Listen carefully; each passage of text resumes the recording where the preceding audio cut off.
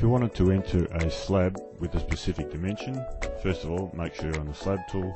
Second, make sure you've got the appropriate construction method, and we'll go over that in just a minute. Once you're on the floor plan, ArchiCAD still use a Cartesian grid.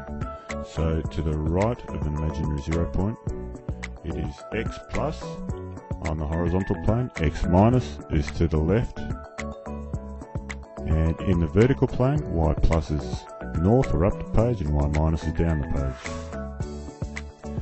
So if I'm on this construction method, which is actually just the rectangular method, if I start drawing a slab, if I started from this 0 point, if I left mouse click and to start the slab, and as I move, we can see at the moment we don't have a tracker, or we can't see how far we're moving that. So I'm just going to go up to this icon up here, and that shows the tracker.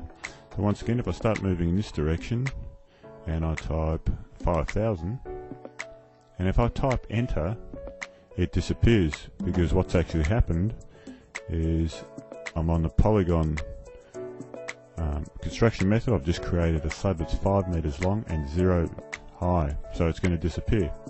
So ideally, if I start that again, I'll left mouse click to start it, and I move slightly in the direction to the right and just type in 5 meters, and then Y 5 meters and enter.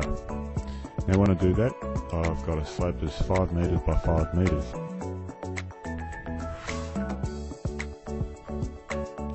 One thing you'll notice, because we didn't type in plus or minus, it has always assumed the positive direction. If I wanted to go in a negative direction, in other words, make the slab go the other way, so if I left mouse click here and move my cursor in this direction here, so it already knows it's going in the negative direction, and I type 5 meters, then Y 5 meters minus enter. Now it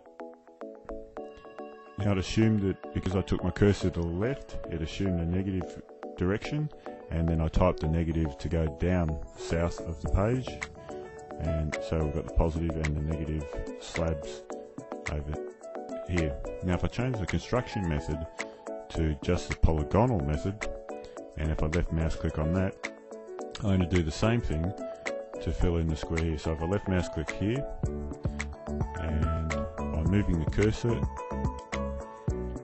I don't have to type. If I move to the north, the tracker's not on again, so I'm just going to engage the tracker, and as I move up north, up the page, and if I type in 5 meters and I push enter, notice that the smart cursor pencil is white, which means it's still in the middle of the function, but it's actually nailed that point down at that spot. And I can do the same thing over here, type in 5 meters, enter,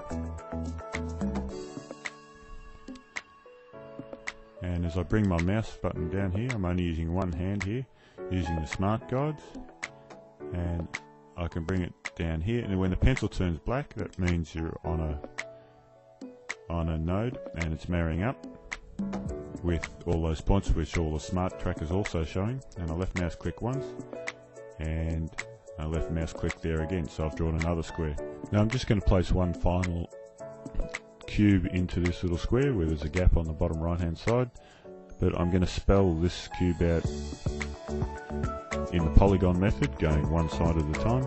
So first of all, if I take my mouse to the center of the axis, if I left mouse click, we can see, and if I leave the mouse alone, the pencil actually turns to black, which means it started a function, but I'm still on the point of an origin, which is the correct way to do it.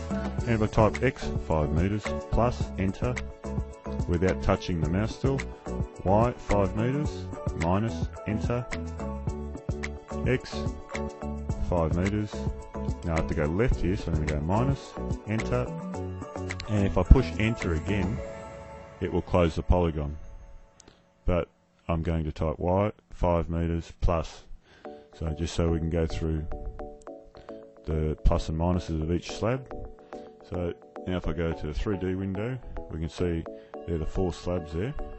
If I just click on the arrow tool, you can see that there's the 4 slabs that created with 2 different methods, and showing the positive and negative way of creating those slabs in each instance.